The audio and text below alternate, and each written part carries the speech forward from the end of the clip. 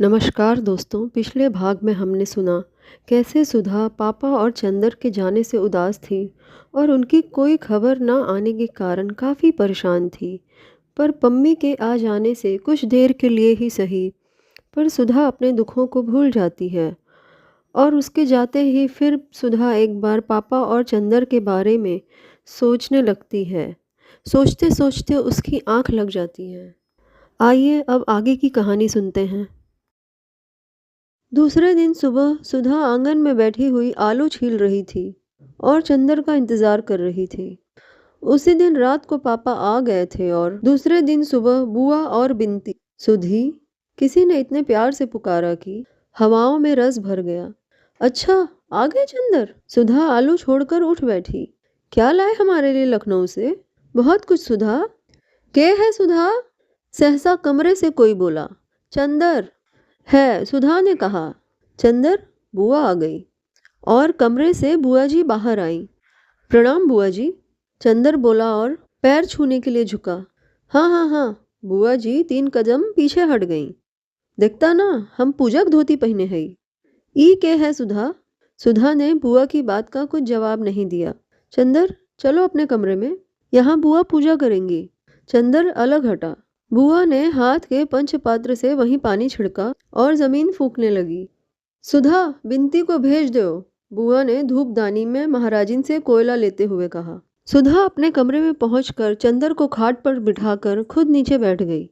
अरे, ऊपर बैठो। नहीं, हम यहीं ठीक हैं, कहकर वो बैठ गई और चंदर की पैंट पर पेंसिल से लकीरें खींचने लगी। अरे, ये क्या कर रही हो? चंदर ने पैर उठाते हुए कहा। तो तुमने इतने दिन क्यों लगा दिए? सुधा ने दूसरे पांजे पर पेंसिल लगाते हुए कहा। बड़ी आफत में फंस गए थे सुधा। लखनऊ से हम लोग गए बरेली, वहाँ एक उत्सव में हम लोग भी गए और एक मिनिस्टर भी पहुंचे। कुछ सोशलिस्ट, कम्युनिस्ट और मजदूरों ने विरोध प्रदर्शन किया। फिर तो पुलिस वालों और मजदूरों में जमकर लड़ाई हुई। वह तो कहो, एक बेचारा सोशलिस्ट लड़का था, कैलाश मिश्रा, उसने हम लोगों की जान बचाई, वरना पापा और हम दोनों ही अस्पताल में होते। अच्छा, पापा ने हमें कुछ बताया नहीं? सुधा घबरा कर बोली और बड़ी देर तक बरेली उपद्रव और कैलाश मिश्रा की बातें करती रही। अरे, बाहर कौन गा रहा है? चंदर ने सहसा पूछा। बाहर कोई गाता हुआ आ रहा था। आंचल से क्यों बांध लिया मुझ परदेसी का प्यार, आंचल से क्यों बांध लिया मुझ परदेसी का प्यार। और चंदर को देखते ही उस लड़की ने चौंक कर कहा। अरे, क्षण भर स्तब्ध और फिर शर्म से लाल होकर भागी बाहर। अरे, भागती क्यों है? यही तो चंदर है, सुधा ने कहा। लड़की बाहर रुक गई और गर्दन हिलाकर इशारे में कहा, मैं नहीं आऊंगी, मुझे शर्म लगती है। अरे चलिए आ, देखो हम अभी पकड़ लाते हैं, बड़ी झक्की है ये, कहकर सुधा उठी और फिर वह भागी। सुधा पीछे पीछे भागी। थोड़ी देर बाद सुधा अंदर आई तो सुधा के हाथ में उस लड़की की चोटी और वह लड़की अस्त व्यस्त थी। दांत से अपने आंचल का छोर दबाए हुए थी। बाल की 3-4 लटें मुंह पर झुक रही थी और लाज के मारे सिमटी जा रही थी, और आंखें थीं कि मुस्कुराए या रोए ये तय नहीं कर पा रही थी। देखो चंदर, देखो, सुधा हाँफ रही थी। यही है बिनती मुटकी कहीं की, इतनी मोटी है कि दम निकल गया हमारा। सुधा बुरी तरह हाँफ रही थी। चंदर ने देखा बेचारी की बुरी हालत थी। मोटी तो बहुत नहीं थी, पर हाँ, गांव की तंदुरुस्ती थी। लाल चेहरा जिसे शर्म ने तो दूना बना दिया था। एक हाथ से अपनी चोटी पकड़े हुए थी और दूसरे से अपने कपड़े ठीक कर रही थी और दांत से आंचल पकड़े हुए थी। छोड़ दो उसे, ये क्या है सुधा, बड़ी जंगली हो तुम, चंदर ने डांट कर कहा। जंगली मैं हूं या ये? चोटी छोड़कर सुधा बोली। ये देखो, दांत काट लिया है इसने। सचमुच सुधा के कंधे पर दांत के निशान बने हुए थे। चंदर इस संभावना पर बेतहाशा हंसने लगा कि इतनी बड़ी लड़की दांत काट सकती है। क्यों जी, इतनी बड़ी हो गई हो और दांत काटती हो? उसकी हंसी रुक नहीं रही थी। सचमुच ये तो बड़े मज़े की लड़की है। बिनती है इसका नाम। क्यों रे, महुआ बिनती थी क्या वहाँ, जो बुआ जी ने बिनती नाम रखा है? वह पल्ला ठीक से ओढ़ चुकी थी। बोली, नमस्ते। चंदर और सुधा दोनों हंस पड़े। अब इतनी देर बाद याद आई। चंदर और भी हंसने लगा। बिनती, ए बिनती, बुआ की आवाज़ आई। बिनती ने सुधा की ओर देखा और चली गई। और कहो सुधी, चंदर बोला, और क्या हाल चल रहा यहाँ? फिर भी एक चिट्ठी भी तो नहीं लिखी तुमने? सुधा बड़ी शिकायत के स्वर में बोली। हमें रोज़ रुलाई आती थी और तुम्हारी वो आई थी। हमारी वो? चंदर ने चौंक कर पूछा। अरे हाँ, तुम्हारी पम्मी रानी। अच्छा, वो आई थी। क्या बात हुई? कुछ नहीं, तुम्हारी तस्वीर देख देख कर रो रही थी। सुधा ने उंगलियां नचाते हुए कहा। मेरी तस्वीर देखकर? अच्छा, और थी कहाँ मेरी तस्वीर? अब तुम तो बहस करने लगे। हम कोई वकील हैं, तुम कोई नई बात बताओ। सुधा बोली, हम तो तुम्हें बहुत बहुत बात बताएंगे, पूरी कहानी है। इतने में बिनती आई। उसके हाथ में एक तश्तरी थी और में एक गिलास। तश्तरी में मिठाई थी और गिलास में शरबत। उसने लाकर तश्तरी चंदर के सामने रख दी। ना भाई, हम नहीं खाएंगे। चंदर ने इनकार किया।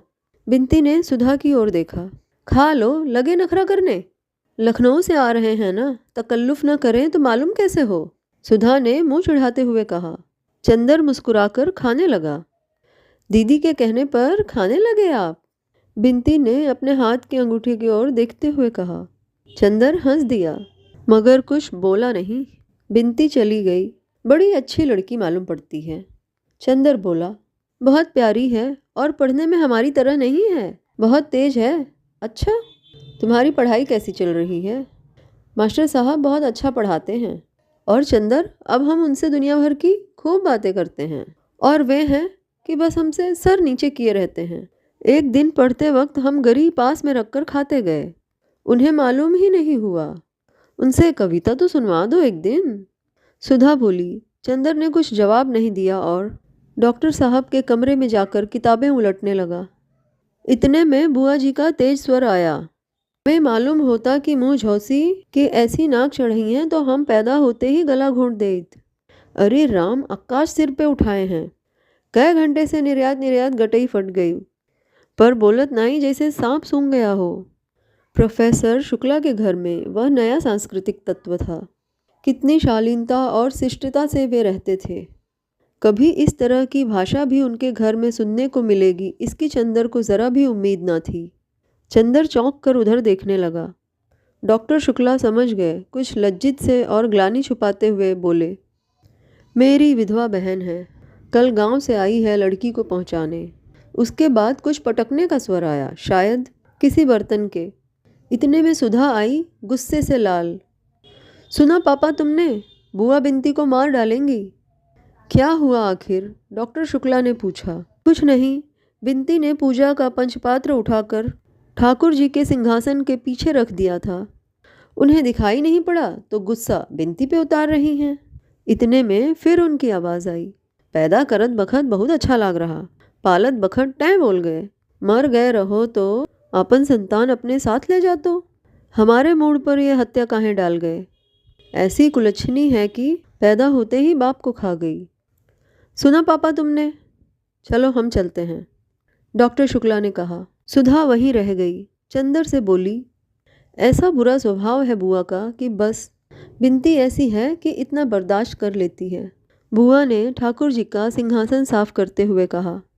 रोवत काहे हो? कौन तुम्हारे माई बाप को गरियावा है कि आंसुआ ढरकाए रही हो? ये सब सोचला अपने औ को दिखाया जाके। 2 महीना और है, अवहीं से उधियाए न जाओ। अब अभद्रता सीमा पार कर चुकी थी। बिनती, चलो कमरे के अंदर, हटो सामने से, डॉक्टर शुक्ला ने डांट कर कहा। अब ये चरखा बंद होगा या नहीं? कुछ शर्म हया है या नहीं तुम में? बिनती सिसकते हुए अंदर गई। स्टडी रूम में देखा चंदर है तो उल्टे पांव लौट आई सुधा के कमरे में और फूट फूट कर रोने लगी। डॉक्टर शुक्ला लौट आए। अब हम ये सब करें कि अपना काम करें? कल से घर में महाभारत मचा रखा है। कब जाएंगी ये सुधा? कल जाएंगी। पापा, अब बिनती को कभी मत भेजना इनके साथ, सुधा ने गुस्से भरे स्वर में कहा। अच्छा जाओ, हमारा खाना परसो। चंदर, तुम अपना काम यहाँ करो और यहाँ शोर ज़्यादा हो तो तुम लाइब्रेरी में चले जाना। आज भर की तकलीफ है। चंदर ने अपनी कुछ किताबें उठाई और उसने चला जाना ही ठीक समझा। सुधा खाना परोसने चली गई। बिनती रो रो कर और तकिए पे सर पटक कर अपनी कुंठा और दुख उतार रही थी। बुआ घंटी बजा रही थी, मगर दबी जबान जाने क्या बकती जा रही थी। ये घंटी के भक्ति भावना भरे मधुर स्वर में सुनाई नहीं देता था। लेकिन बुआ जी दूसरे दिन गई नहीं। जब 3-4 दिन बाद चंदर गया तो देखा बाहर के किचन में डॉक्टर शुक्ला बैठे हुए थे और दरवाज़ा पकड़कर बुआ जी खड़ी बातें कर रही हैं। और इस समय बुआ काफ़ी गंभीर थीं और किसी विषय पर निमंत्रणा कर रही थीं। चंदर के पास पहुंचने पर वे फौरन चुप हो गईं और चंदर की ओर सशंकित नेत्रों से देखने लगीं। डॉक्टर शुक्ला बोले, आओ चंदर, बैठो। चंदर बगल की कुर्सी पर खींचकर बैठ गया तो डॉक्टर शुक्ला बुआ जी से बोले, हाँ हाँ बात करो। अरे ये तो घर के आदमी हैं। इनके बारे में सुधा ने नहीं बताया तुम्हें? ये चंदर हैं, हमारे शिष्य। बहुत अच्छा लड़का है। अच्छा अच्छा भैया, बैठो। तुम तो एक दिन और आए रहो। बीए में पढ़त हो सुधा के संग? नहीं बुआ जी, मैं रिसर्च कर रहा हूँ। वाह, बहुत खुशी हुई भाई तुमको देख के। हाँ तो सुकुल, वह अपने भाई से फिर यही ठीक होई, बिनती का ब्याह टाल दो। अगर ये लड़का ठीक हो जाए तो सुधा का ब्याह अषाढ़ भर में निपटाई दो। अब अच्छा नाय लागत। ठूठ हेस बिटिया, सुनी मांग ली है, छरछरावा करत है हर भर। बुआ बोली, हाँ तो ये ठीक है। डॉक्टर शुक्ला बोले, मैं खुद अब सुधा का ब्याह टालना नहीं चाहता। लेकिन ये लड़का जो तुम बता रही हो तो घर वाले कुछ ऐतराज़ तो नहीं करेंगे? और फिर लड़का तो हमें अच्छा लगा पर घर वाले पता नहीं कैसे होंगे। अरे तो घर वाले से का करे कहतों के? लड़का तो अलग है, अपने आप पढ़ रहा है और लड़की अलग रही है। न सास का डर न ननद की धौंस। हम पत्री मंगवा देते हैं, मिलवा लो। डॉक्टर शुक्ला ने स्वीकृति में सिर हिला दिया। तो फिर बिनती के बारे में क्या कहा था? अगहन तक टाल दिया जाए ना? हाँ हाँ, डॉक्टर शुक्ला ने विचार में डूबे हुए कहा। तो फिर तुम ही इन जूता पिटाऊ बड़नक्कू से कह देऊ आय कि कल से हमारी छाती पे मूंग दलत हैं। बुआ जी ने चंदर की ओर किसी को निर्देशित करते हुए कहा और चली गईं। चंदर चुपचाप बैठा था, जाने क्या सोच रहा था। शायद कुछ भी नहीं सोच रहा था, मगर फिर भी अपनी विचार शून्यता में खोया हुआ सा था। जब डॉक्टर शुक्ला उसकी ओर मुड़े और कहा, चंदर, वह एकदम से चौंक गया और जाने किस दुनिया से लौट आया। डॉक्टर साहब ने कहा, अरे तुम्हारी तबीयत खराब है क्या? नहीं तो, एक फीकी हंसी हंसकर चंदर ने कहा। तो मेहनत बहुत कर रहे होंगे। कितने अध्याय लिखे अपनी थीसिस के? अब मार्च खत्म हो रहा है और पूरा अप्रैल तुम्हें थीसिस टाइप करने में लगेगा और मई में हर हालत में जमा हो जाना चाहिए। जी हाँ, बड़े थके स्वर में चंदर ने कहा। 10 अध्याय हो ही गए हैं और 3 अध्याय और होने हैं और अनुक्रमणिका बनानी है। अप्रैल के पहले सप्ताह तक खत्म हो ही जाएगा। अब सिवा थीसिस के और करना ही क्या है? एक बहुत गहरी सांस लेते हुए चंदर ने कहा और माथा थाम कर बैठ गया। कुछ तबीयत ठीक नहीं है तुम्हारी? चाय बनवा लो। अरे लेकिन सुधा तो है नहीं, न महाराजिन है। डॉक्टर साहब बोले, अरे सुधा? सुधा के नाम पर चंदर चौंक गया। हाँ, अभी वह सुधा के ही बारे में सोच रहा था। जब बुआ जी बात कर रही थी, क्या सोच रहा था? उसने याद करने की कोशिश की पर कुछ याद ही नहीं आ रहा था। पता नहीं क्या सोच रहा था। पता नहीं। कुछ सुधा के ब्याह की बात हो रही थी शायद। क्या बात हो रही थी? कहाँ गई है सुधा? चंदर ने पूछा। आज शायद साबिर साहब के यहाँ गई है। उनकी लड़की उनके साथ पढ़ती है ना, वहीं गई है बिनती के साथ। अब इम्तिहान को कितने दिन रह गए हैं? अभी घूमना बंद नहीं हुआ उनका? नहीं, दिन भर पढ़ने के बाद उठी थी। उसके भी सिर में दर्द था तो चली गई। घूम फिर लेने दो बेचारी को। अब तो जा ही रही है, डॉक्टर शुक्ला बोले एक हंसी के साथ जिसमें आंसू छलक पड़े। कहाँ तय हो रही है सुधा की शादी? बरेली में, उसकी बुआ ने बताया है। जन्म पत्री दी है, मिलवा लो। फिर तुम जरा सब बातें देख लेना। लेकिन तुम तो थीसिस में व्यस्त रहोगे। कोई नहीं, मैं जाकर लड़का देख आऊंगा। फिर मई के बाद जुलाई तक सुधा का ब्याह कर देंगे। तुम्हें डॉक्टरेट मिल जाए और यूनिवर्सिटी में जगह मिल जाए, बस हम तो लड़का लड़की दोनों से फारिग। डॉक्टर शुक्ला बहुत अजब से स्वरों में बोले। चंदर चुप रहा। बिनती को देखा तुमने? थोड़ी देर बाद डॉक्टर ने पूछा। हाँ, वही ना, जिसको डांट रही थी ये उस दिन? हाँ, वही। उसके ससुर आए हुए हैं। उनसे कहना है अब शादी अगहन पूस के लिए टाल दें, पहले सुधा की हो जाए, तब। वह बड़ी है और हम चाहते हैं कि तब तक बिनती को विदुषी का दूसरा खंड भी दिला दें। आओ, उनसे बात कर लें अभी। डॉक्टर शुक्ला उठे और चंदर भी उठा और उसे अंदर जाकर बिनती के ससुर के दिव्य दर्शन प्राप्त हुए। वह एक पलंग पर बैठे हुए थे, लेकिन वह अभागा पलंग उनके उदर के लिए नाकाफी था। वह चित्त पड़े थे और सांस लेते थे तो पुराणों की उस कथा का प्रदर्शन हो जाता था कि धीरे धीरे पृथ्वी का गोला वाराह के मुंह पर कैसे ऊपर उठा होगा। सिर पर छोटे छोटे बाल और कमर में एक अंगूछे के अलावा सारा शरीर दिगंबर। सुबह शायद गंगा नहा कर आए थे, क्योंकि पेट तक में चंदर रोरी लगी हुई थी। डॉक्टर शुक्ला जाकर बगल में कुर्सी पर बैठ गए। कहिए दुबे जी, कुछ जलपान किया आपने? पलंग चरमराई। उस विशाल मांसपिंड में एक भूडोल आया और दुबे जी जलपान की याद करके गदगद होने लगे। एक थलथलाहट हुई और कमरे की दीवारें गिरते गिरते बचीं। दुबे जी ने उठकर बैठने की कोशिश की, लेकिन असफल होकर लेटे ही लेटे कहा, हा हा, सब आपकी कृपा है। खूब छक के मिष्ठान पाया। अब जरा शरबत वरबत मिले तो जो कुछ पेट में जलन है वो जरा शांत हो। उन्होंने पेट पर अपना हाथ फेरते हुए कहा। अच्छा, अरे भाई जरा शरबत देना। डॉक्टर शुक्ला ने दरवाजे की ओट में खड़ी हुई बुआ जी से कहा।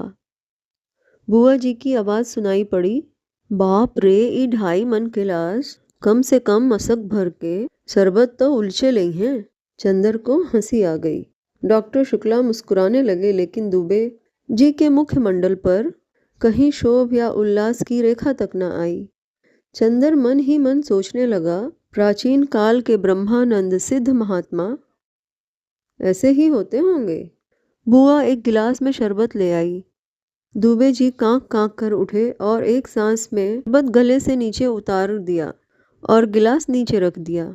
दुबे जी, एक प्रार्थना है आपसे। नहीं नहीं, बात काट कर दुबे जी बोले, बस अब हम कुछ न खाब। आप बहुत सत्कार किए रहे, ऐसे हम छक गए। आपको देख के तो हमें बड़ी प्रसन्नता भई। आप सचमुच दिव्य पुरुष हैं। और फिर आप तो लड़की के मामा हो। ब्याह शादी में जो है वो मामा का पक्ष देखा जाता है। ये तो भगवान ऐसे जोड़ मिलाए हैं कि वर पक्ष और कन्या पक्ष दोनों के मामा बड़े ज्ञानी हैं। आप हैं कौन कॉलेज में प्रोफेसर और ओहर हमार सार। लड़का के मामा जौन हैं दफ्तर में मुंशी हैं, आपकी कृपा से, दुबे जी ने गर्व से कहा। चंदर मुस्कुराने लगा। अरे सो तो आपकी नम्रता है, लेकिन मैं सोच रहा हूँ कि गर्मियों में ब्याह न रखकर जाड़े में रखा जाए तो ज़्यादा अच्छा होगा। तब तक आपके सत्कार की हम कुछ तैयारी भी कर लेंगे। डॉक्टर शुक्ला बोले। दुबे जी इसके लिए तैयार नहीं थे। वे बड़े अचरज में भरकर उनकी ओर देखने लगे, लेकिन बहुत कहने सुनने के बाद अंत में वे इस शर्त पर राजी हुए कि अगहन तक हर तीज त्योहार पर लड़के के लिए कुर्ता धोती का कपड़ा और 11-12 रुपए नजराना जाएगा, और अगहन में अगर ब्याह हो रहा है तो सास ननद और जेठानी के लिए गरम साड़ी जाएगी। और जब जब दुबे जी गंगा नहाने प्रयागराज आएंगे उनका रोशना एक थाल कपड़े और एक स्वर्ण मंडित जौ से होगा। जब डॉक्टर शुक्ला ने यह सब स्वीकार कर लिया तो दुबे जी उठकर अपना झालम झोला गले में अटकाया और गठरी हाथ में उठाकर बोले, अच्छा तो अब आज्ञा दो, हम चली अब, और ई रुपया लड़की को दे दियो, अब बात पक्की है। और अपनी पैंट से उन्होंने एक मुड़ा मुड़ाया तेल लगा हुआ 5 रुपए का नोट निकाला और डॉक्टर साहब को दे दिया। चंदर, एक तांगा कर दो दुबे जी को। अच्छा आओ हम भी चले। जब ये लोग लौटे तो बुआ जी एक थैली से कुछ धर निकाल रही थीं। डॉक्टर शुक्ला ने नोट बुआ जी को देते हुए कहा, लो, ये दे गए हैं तुम्हारे समधी जी तुम्हारी लड़की को। 5 का नोट देखा तो बुआ जी सुलग उठी। न गहना न गुड़िया, ब्याह पक्का कर गए हैं एक कागज के टुकड़े से। अपने आप तो सोना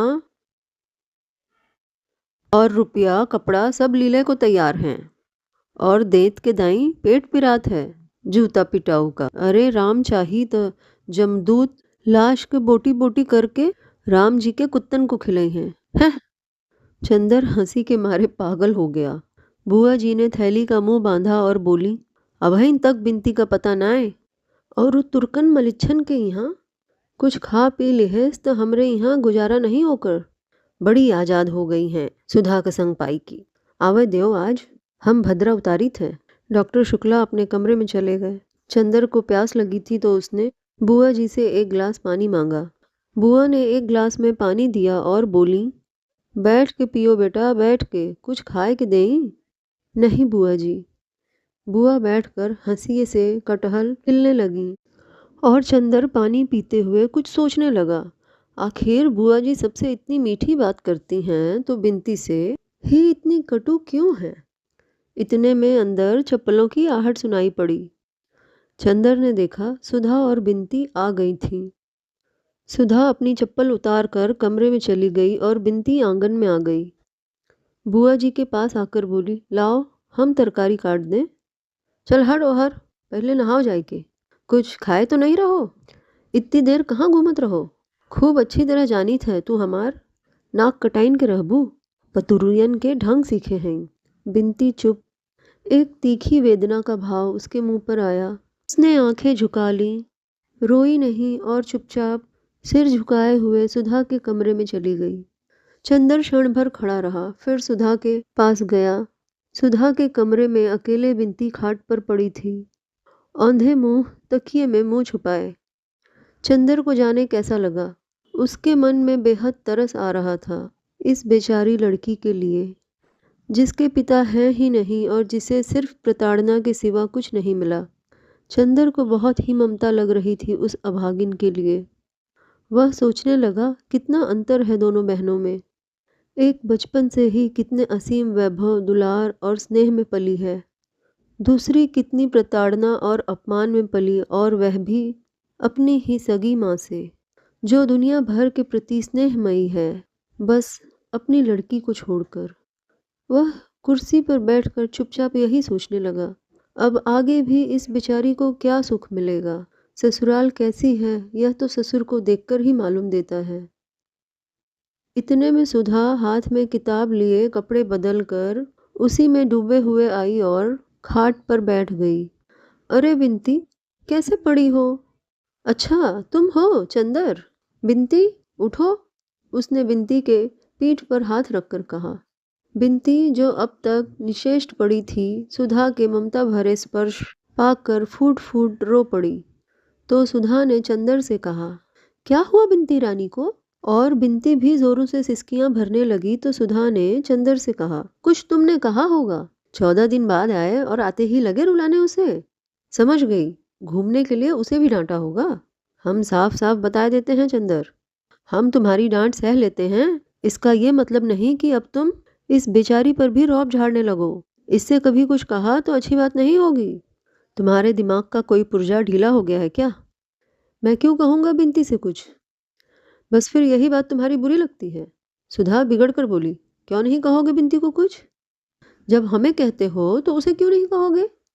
हम तुम्हारे अपने हैं तो क्या वो तुम्हारी अपनी नहीं है? चंदर हंस पड़ा।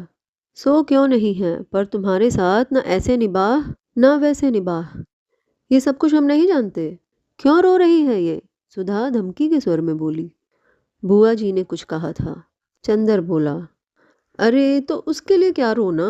कितना समझाया है तुझे कि उनकी तो आदत है, हंसकर टाल दिया कर। चल उठ, हंसती है कि गुदगुदाऊं? सुधा ने गुदगुदाते हुए कहा। बिंती ने उसका हाथ पकड़कर झटक दिया और फिर सिसकियां भरने लगी। नहीं मानेगी तो? सुधा बोली, अभी ठीक करती हूँ तुझे। चंदर, पकड़ो तो इसका हाथ। चंदर चुप रहा। नहीं उठे। उठो तो तुम, इसका हाथ पकड़ लो, तो अभी हम इसे हंसाते हैं। सुधा ने चंदर का हाथ पकड़कर बिंती की ओर बढ़ाते हुए कहा।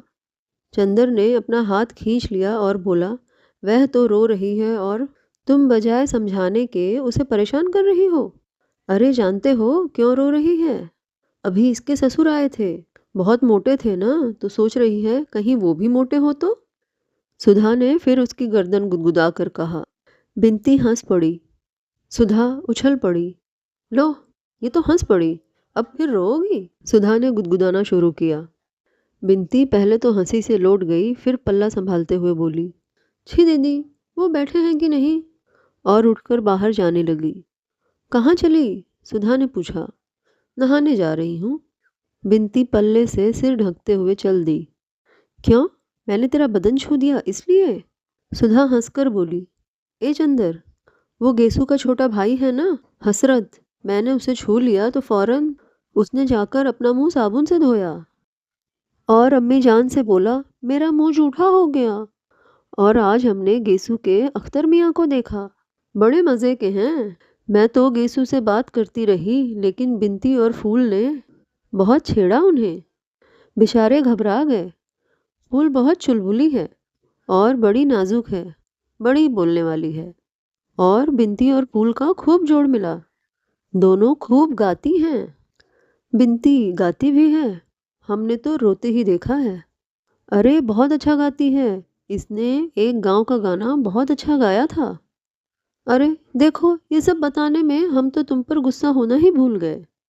कहाँ रहे 4 रोज, बोलो, बताओ जल्दी से। व्यस्त थे सुधा। सुधा बोली, दूध आजकल पीते हो कि नहीं? हाँ हाँ, 3 गाय खरीद ली है।